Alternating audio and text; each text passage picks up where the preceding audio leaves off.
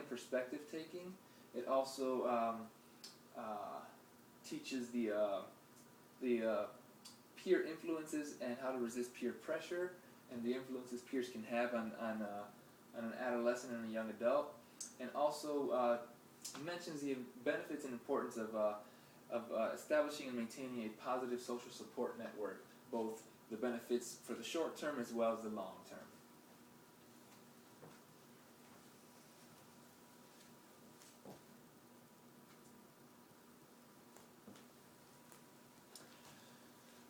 Workbook 3 is titled, How Do I Solve Problems and Make Good Decisions? And these focus on decision making and problem solving, and use a decision making and problem solving framework that includes identifying problems, setting goals, generating solutions, evaluating consequences for themselves and for others, and then making an effective decision.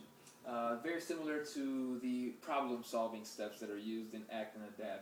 So they kind of outline those steps in a sequence order.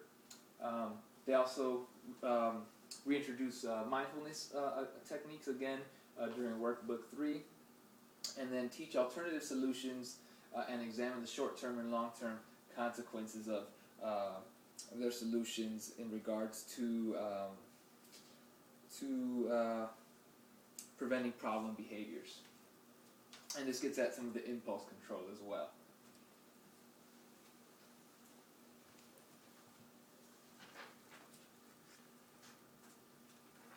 So now I'm going to get into the implementation of this session that I did with the group. I originally was going to implement this with the client at my practicum on an individual basis, though the inconsistent attendance with my clients made me reluctant to do so. So I had a backup plan, and that was to administer this with a community-based mentoring group that I'm a part of on a weekly basis. And the participants are 16 to 18-year-old Latino males, and we meet on a weekly basis. And it's a mentoring program that incorporates a lot of social skills components to it. So incorporating something like this protocol wouldn't be too out of the ordinary for what's some of the topics discussed with this mentoring group. The students, like I said, were in the 16 to 18-year-old age range. They're students at a nearby alternative high school, and some of the students are also not enrolled in high school. So these are all students who, at some point or another, have had an interruption in their schooling for various reasons. And these students have also self-reported certain problem behaviors, which include varied drug use, specifically with marijuana and alcohol, associations to the gang or gang involvement, and that could be with direct gang affiliation or through families such as siblings, cousins, fathers, and uncles who are in the gang. They also have exposure to community violence and engage in risky sexual activity.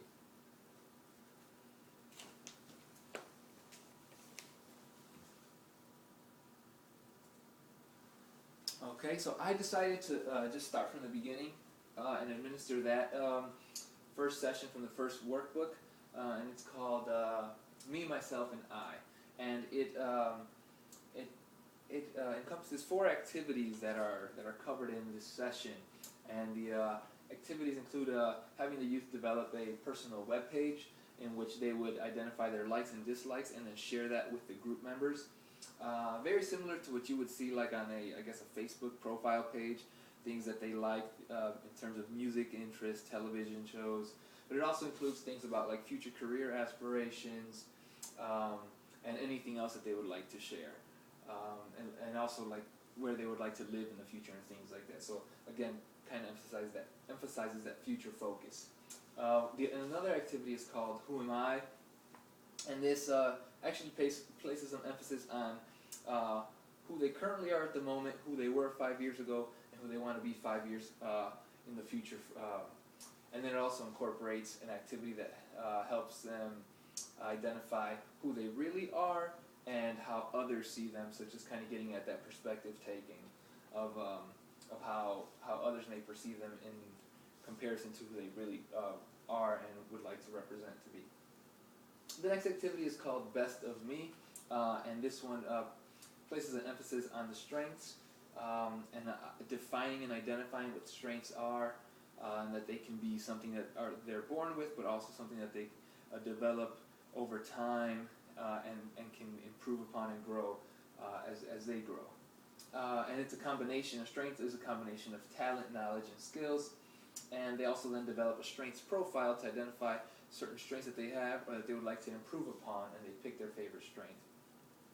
And then mindfulness is introduced, and they fill out a mindfulness self-rating scale that helps them get an understanding of how mindful they are on a daily basis.